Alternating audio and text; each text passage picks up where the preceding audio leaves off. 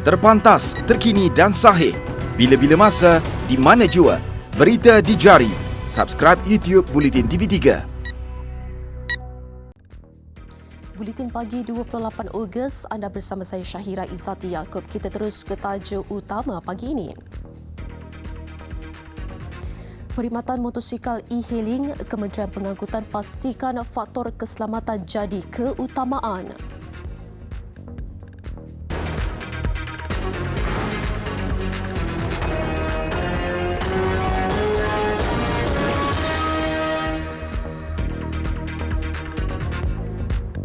Assalamualaikum dan salam sejahtera. Keputusan Kabinet membenarkan perkhidmatan motosikal e-hailing akan dilihat dari aspek isu keselamatan secara keseluruhannya. Menteri Pengangkutan Anthony Loke berkata kajiannya turut berkaitan dengan lain-lain perkhidmatan penghantaran menggunakan motosikal.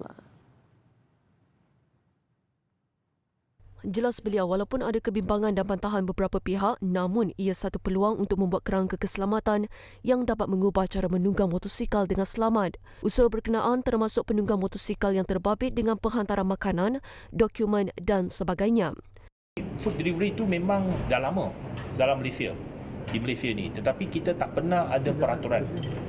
Tidak pernah ada satu legal framework untuk mengawal penunggang-penunggang motosikal ini. Dan memang betul saya difahamkan bahawa ada banyak aduan mengatakan bahawa di atas jalan raya kadang-kadang mereka ini nak kejar masa.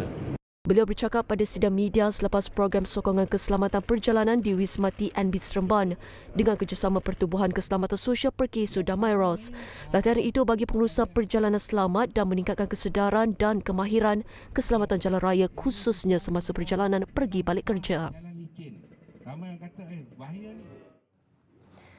Sekolah Menengah Kebangsaan SMK Landas di Ajil mengalami kerosakan teruk akibat ribut petang semalam dengan jumlah kerugian dianggarkan mencecah RM400,000.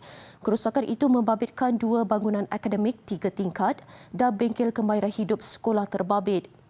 Pengarah Pendidikan Terengganu Syafruddin Ali Hussein berkata, kerosakan bangunan 3 tingkat membabitkan struktur atap, siling dan kekuda yang diterbangkan angin. Manakala kerosakan bengkel kemahiran hidup membabitkan keseluruhan atap. Ujarnya jumlah kerosakan sebenar hanya akan diketahui selepas pemeriksaan terperinci. Bagaimanapun tiada kecederaan dilaporkan berlaku. Kejadian ribut dikatakan berlaku dalam tempoh yang sangat singkat, hanya dalam 3 minit sahaja, namun menyebabkan kemusnahan besar. Menurut Syafruddin, proses membaik pulih kerosakan bangunan itu akan dimulakan secepat mungkin dan sesi pembelajaran akan diteruskan seperti biasa. Pelajar di kelas yang rosak pula akan belajar sementara di bangunan tingkatan 6 yang kosong ketika ini. Sekolah itu mempunyai 315 orang pelajar.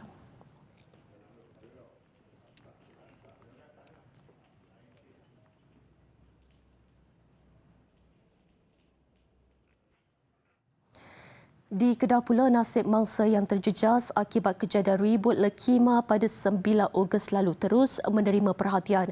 Semalam, Sultan Kedah Sultan Salahuddin Sultan Baldli Shah berkenan menyampaikan sumbangan kepada mangsa terbabit. Terdahulu, Sultan Salahuddin yang tiba di Kampung Masjid Kubarotan berkenan melawat salah sebuah rumah mangsa. Baginda menyampaikan sumbangan wang dan barangan keperluan sebelum berangkat ke Masjid Nurul Ihsan bagi penyampaian sumbangan kepada 517 penerima yang lain. Dalam kejadian itu, sebanyak 2,290 rumah dari 12 daerah mengalami kerosakan akibat ribut. Pelbagai bantuan disalurkan melalui pelbagai agensi kerajaan. Ia termasuk daripada Lembaga Zakat Negeri Kedah, Tabung Amanah Pegawai Daerah dan Jabatan Kebajikan Masyarakat. Bantuan daripada kerajaan pusat juga diberikan melalui Agensi Pengurusan Bencana Negara NADMA. Kejadian ribut dengan kelajuan angin 100 km sejam disebabkan ekor taufan lekima menyebabkan banyak kerosakan di beberapa negeri utara tanah air.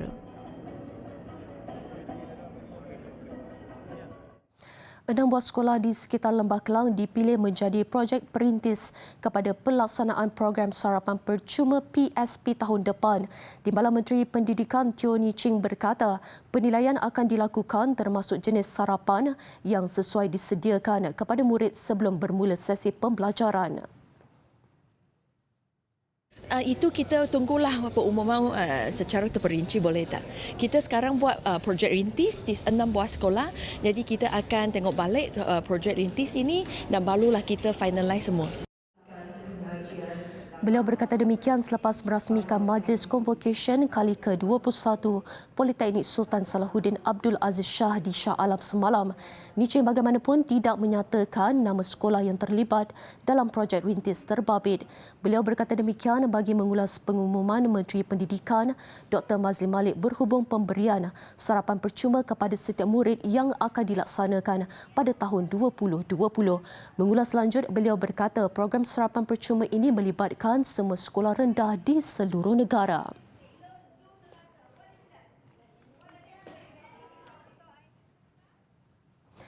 Spaghetti, sandwich dan oat merupakan antara makanan ringkas, mudah serta berkhasiat yang mungkin boleh dimasukkan di dalam menu program sarapan percuma PSP untuk murid sekolah rendah di seluruh negara bermula tahun hadapan. Pensyarah kanan Pusat Pengajian Makanan dan Dietetik Universiti Teknologi Mara, Dr. Nur Azmir Makno berkata, makanan berkenaan yang berasaskan karbohidrat kompleks amat penting dalam membekalkan tenaga kepada murid khususnya di awal pagi bagi membolehkan mereka memberi tumpuan di dalam bilik darjah. Menurut beliau, menu berkenaan boleh disediakan dalam konsep grab and go iaitu murid hanya perlu mengambil makanan berkenaan di satu-satu tempat seperti di kantin dan boleh memakannya sama ada di kelas atau di kantin. Menjelas lanjut, Dr. Nur Azmir berkata spaghetti misalnya walaupun jarang dijadikan sebagai menu sarapan, namun ia lebih sihat kerana hanya menggunakan minyak yang sedikit berbanding mi goreng yang antara lain turut menggunakan bermacam-macam bahan perasa. Di samping itu, makanan seperti energy bar, kekacang, buah-buahan serta roti yang disapu dengan coklat dan kaya serta salad sayuran juga mungkin boleh diselitkan dalam menu sarapan berkenaan, kata beliau. Bagi air pula, beliau mencadangkan agar hanya air kosong disediakan kepada murid bagi mendidik mereka sejak kecil lagi agar mengurangkan pengambilan gula. Sementara itu, menu makanan bagi murid yang memulakan sesi persekolahan pada 11 petang pula konsepnya juga sama. Cuma ia mungkin lebih berasaskan kepada makanan ruji rakyat Malaysia iaitu seperti nasi ayam. Seterusnya, semua guru di negara ini digesa mengambil pendekatan yang lebih proaktif dalam usaha menangani masalah kemurungan pelajar atau berdepan dengan pelajar yang bermasalah. Timbalan Menteri Pendidikan Teo Nii Chin berkata, tugasan ini tidak hanya digalas oleh guru kaunseling semata-mata, sebaliknya menjadi tanggungjawab semua untuk mengesan sekiranya ada perihal mencurigakan membabitkan pelajar di kelas masing-masing. Itu sebenarnya kita juga harap bahawa guru kaunseling ambil sikap ataupun pendekatan yang lebih proaktif. Jangan saja tunggu murid yang datang. Sebenarnya murid-murid yang ada masalah, yang guru rasa ada masalah sikit, boleh selalu rujuk mereka kepada guru kaunseling. Jadi ini terpulang kepada sekolah. Kita tak cakap bahawa mereka hanya duduk dalam pejabat dan tunggu murid untuk datang, untuk ketuk pintu. Bukan macam tu. Tetapi kita akan ambil satu guru-guru mana-mana yang sesiapa yang nampak bahawa seseorang pelajar mungkin ada masalah, mereka selalu boleh rujuk ataupun bawa murid tu pergi jumpa guru kaunseling. Beliau berkata demikian selepas merasmikan Majlis Convocation Politeknik Sultan Salahuddin Abdul Aziz Shah PSA di Shah Alam semalam.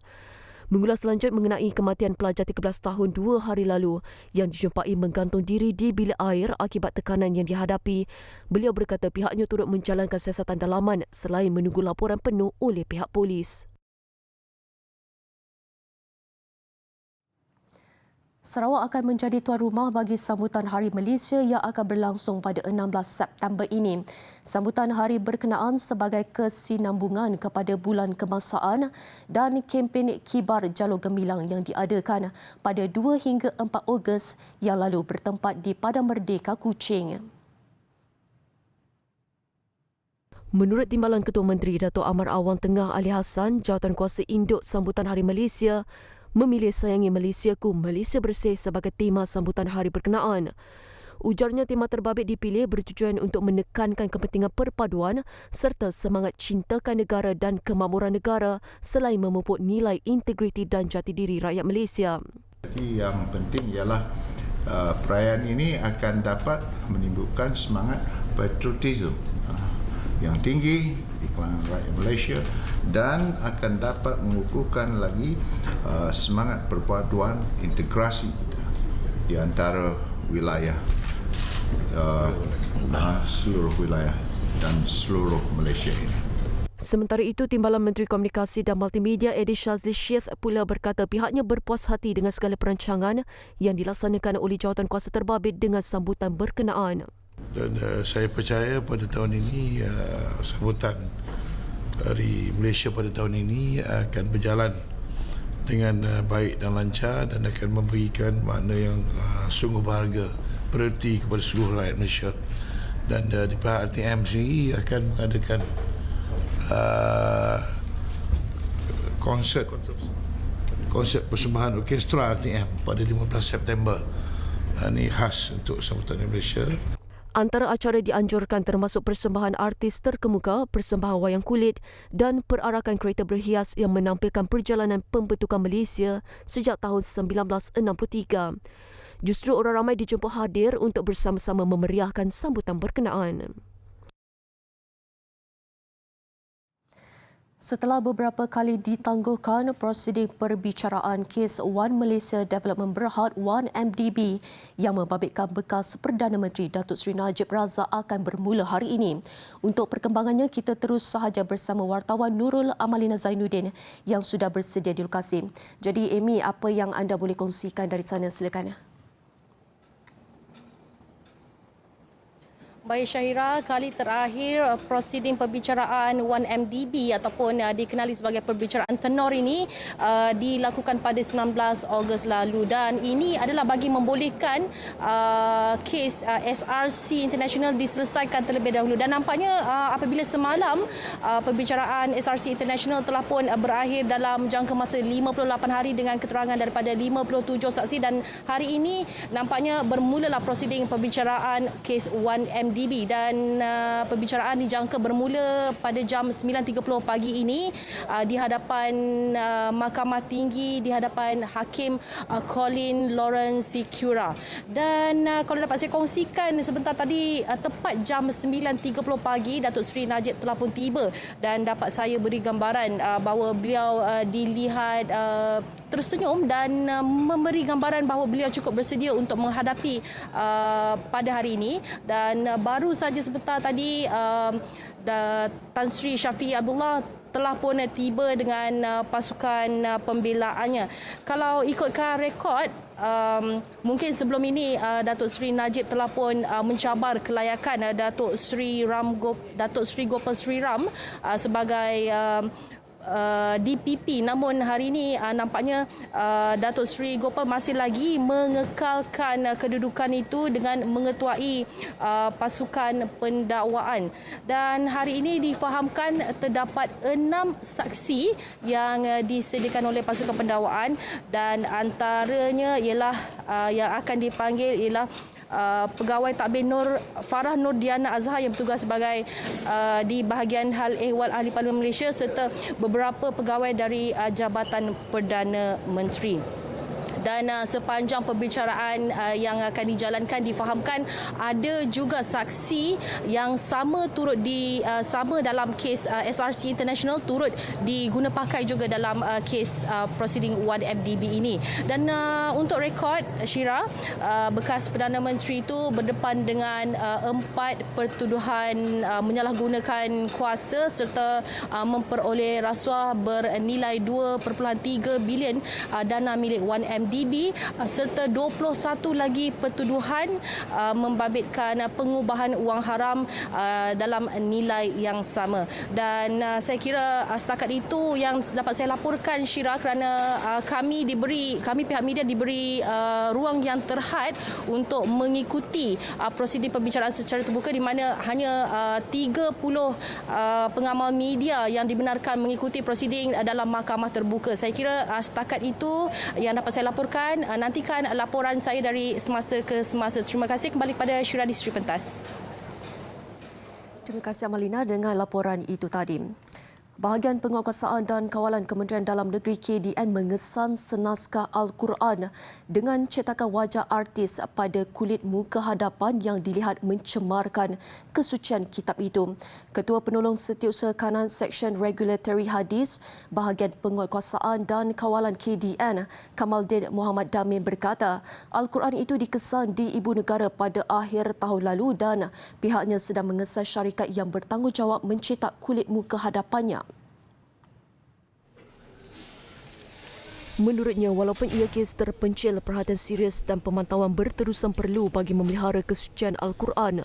Sekalipun hanya terdapat satu naskah sahaja yang dijadikan sebagai hadiah, masyarakat harus sedar ia tidak boleh dilakukan. KDN juga merampas Al-Quran yang dicetak dalam tulisan Rumi kononnya bagi memudahkan golongan yang tidak tahu membaca tulisan Arab termasuk mu'alaf. Ia menjadi kesalahan kerana pembaca akan membaca dengan sebutan yang salah, seterusnya membawa maksud salah. Mengulas lanjut, Kamaldin berkata pihaknya turut mengesan naskah Al-Quran yang dicetak tidak mengikut kaedah penulisan dan penandaan rasmi Uthmani seperti mana yang diguna pakai di Arab Saudi dan diamalkan umat Islam di negara ini. Al-Quran jenis itu banyak dicetak di Indonesia dan Thailand dengan reka bentuk dan warna yang menarik dan berinovasi. Ia dijual secara dalam talian dan ada yang dibawa masuk ke negara ini oleh ejen dari negara berkenaan.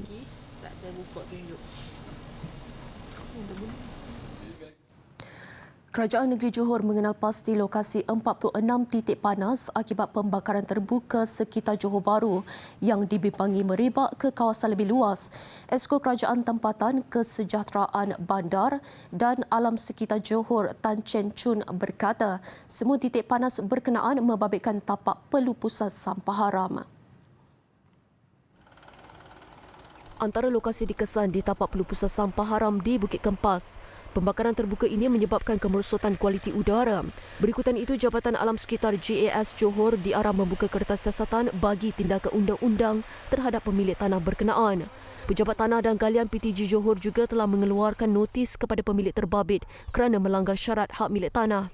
Kita mendapati sesetengah kawasan di mana tapak pelupusan haram yang berlaku ini sebenarnya tapak itu atau tanah mereka tidak diusahakan atau terbiar kosong. Dan saya ingin memaklumkan atau mengingatkan atau menyeru kepada semua pemilik tanah yang di mana tanah mereka yang terbiar kosong atau tidak diusahakan supaya sentiasa memantau keadaan tanah mereka untuk tidak dijadikan sebagai tapak pelupusan sampah haram. Mengikut Seksyen 129 Kanun Tanah Negara, jika sabit kesalahan, kerajaan negeri boleh merampas tanah berkenaan dengan cara pelucutan hak kerana pelanggaran syarat tanah. Pemilik juga boleh didenda sehingga RM1.5 juta atau penjara. Kesedaran pentingnya pemeliharaan penyu perlu diperhebat melalui pendidikan secara berterusan kepada orang ramai. Langkah ini agar mereka memahami bahawa spesies terbabit semakin diancam kepupusan sekiranya tidak dijaga dengan baik. Pentingnya jaga penyu ni supaya besar impaknya. Tular selepas hasilnya. Pantas menampilkan prosiding ini secara dan kewangan maya. Berita di jari. Subscribe YouTube Bulletin TV3. kita boleh kenali penyu itu sendiri. Okey. Dan penyu pun dipahang sebagai satu tarikan pelancongan negeri, dan juga kerajaan negeri pun dah iktiraf pusat ini sebagai salah satu produk pelancongan negeri Pahang. Jadi untuk tu kita lebih mempromosikan dari segi konsep konservasi itu sendiri bagi menjaga kehidupan reptilian ini sebagai pupusan. Peka dengan perkara itu, Hospital Pakar KPJ Kuantan menjalankan tanggungjawab sosial korporat dengan memupuk kesedaran terhadap kaki tangan dalam usaha pemeliharaan reptilia ini. Bebaskan anak turtle ke laut, dan antara tujuannya yang kita bawa dengan family dan staff ni adalah untuk mereka merasailah melepaskan turtle tu, dan ia merupakan satu acara for us to save the world. Mengambil kira simbolik Hari Kemerdekaan ke-62, mereka turut membebaskan 500 ekor anak penyu ke pantai Cerating semalam. Lebih 100 orang terdiri daripada kaki tangan KPJ dan keluarga mereka turut bersama-sama menjalankan aktiviti ini.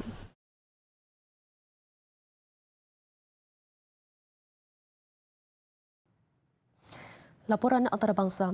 Kerajaan China menyuarakan rasa tidak puas hati dengan pendirian bersama antara pemimpin G7 berhubung situasi semasa di Hong Kong. Pendirian itu antara lain mempertahankan kuasa autonomi Hong Kong serta gesaan agar ketegangan dihentikan segera. Beijing menyelar pendirian berkenaan sekaligus mengulangi dakwaan bahawa tindakan itu sebagai campur tangan yang berniat jahat oleh kuasa asing ke atas Hong Kong. Persidangan G7 di Beatrice, Perancis menyaksikan pemimpin negara anggota bersepakat menyokong kuasa autonomi Hong Kong seperti yang termaktub dalam perjanjian 1984 antara Britain dan China. Ini termasuk Britain, Kanada, Perancis, Jerman, Itali, Jepun dan Amerika Syarikat yang menggesa krisis yang berlarutan lebih 2 bulan itu dihentikan.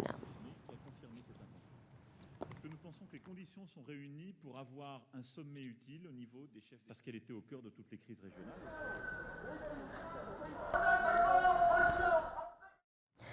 Wanita Islam di Sri Lanka diminta untuk terus mematuhi larangan tidak mengenakan nikab sehingga kerajaan memutuskan mengenai status pengharaman berkenaan. Ulama di negara itu menyarankan supaya arahan itu tidak diingkari biarpun tempoh kecemasan selama 4 bulan yang ditetapkan telah berakhir. Ini bagi mengelakkan kumpulan minoriti Islam itu menjadi sasaran keganasan susulan siri serangan bunuh diri yang didakwa didalangi kumpulan radikal Muslim di negara itu. Presiden Sri Lanka Maithripala Sirisena pada April lalu mengumumkan larangan memakai purdah seminggu selepas serangan bunuh diri yang mengorbankan 253 nyawa. Larangan itu adalah sebagai langkah keselamatan negara dan memudahkan proses pengecaman suspek susulan insiden berkenaan.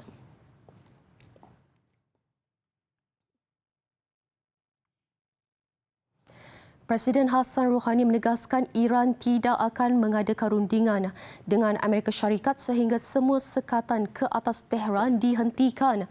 Ia susulan kenyataan Presiden Amerika Syarikat Donald Trump yang dilaporkan akan bertemu rakan sejawatnya itu bagi mengakhiri ketegangan antara keduanya berhubung isu program nuklear. Menurut Rouhani, Iran bersedia untuk berunding dengan syarat sekatan yang disifatkan sebagai tidak adil dan melanggar undang-undang itu dihentikan serta-merta.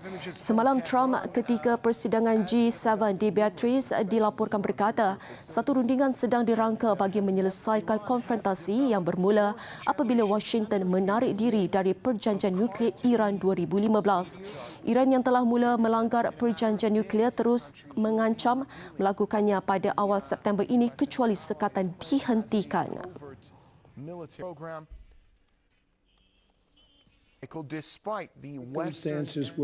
Besar impaknya. Pantas menampilkan prosiding ini secara keuangan maya. Berita di jari. Subscribe YouTube Bulletin TV3. Sukan bola sepak Piala Cabaran. Hanya satu perlawanan berlangsung malam tadi menyaksikan Sarawak akhirnya berjaya mengutip 3 mata pertama dalam saingan kumpulan A apabila menundukkan Kelantan 2-0 di Stadium Sultan Muhammad ke-4 Kota Baru. Stadium Sultan Muhammad ke-4 nyata bukan kubu kebal buat skuad tuan rumah Kelantan ketika melayan kunjungan Sarawak. Skuad kendalian Yusri Cik Lah pada mulanya nampak yakin mampu untuk meraih 3 mata di hadapan penyokong sendiri, namun ia tidak menjadi kenyataan. Sarawak sebaliknya garang membuka tirai gol pada minit ke-28 menerusi tandukan Hudson Des di Jesus. Gol ini nyata menyentap semangat tuan rumah dan akur ketinggalan menuju ke bilik persalinan tamat separuh masa. Aksi bersambung kebangkitan yang diharapkan penyokong gagal diterjemahkan barisan pemain tuan rumah. Malah semakin lesu apabila skuad Bujan Senang menambah gol kedua pada minit ke-54, kali ini hasil penyudah Zarul Nizwan Zulkifli.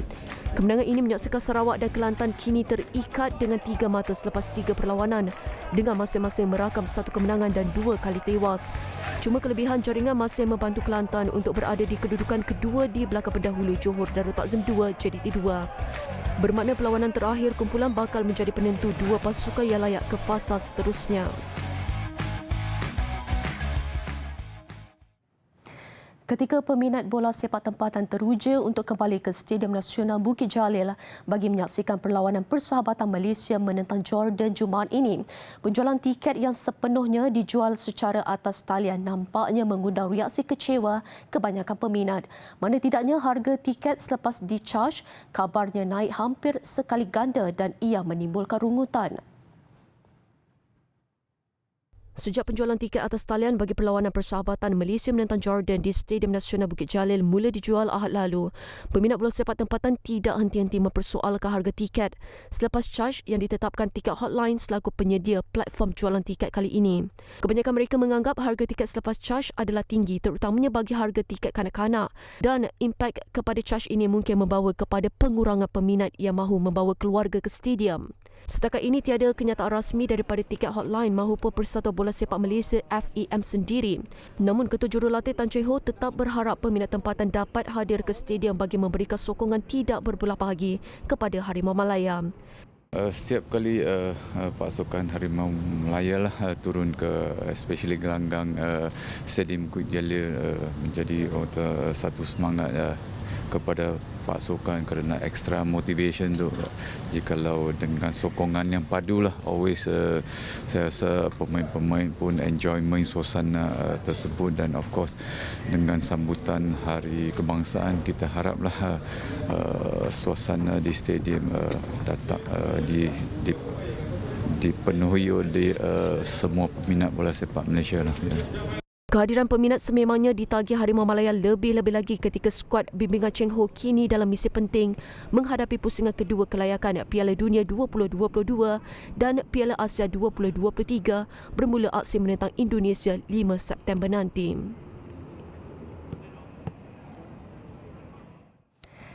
Sekian paparan Buletin Pagi. Terus ikuti platform digital dan media sosial Buletin TV3 untuk pelbagai perkembangan terkini. Saya Syahira Izzati Yaakob. Salam hormat dan Assalamualaikum.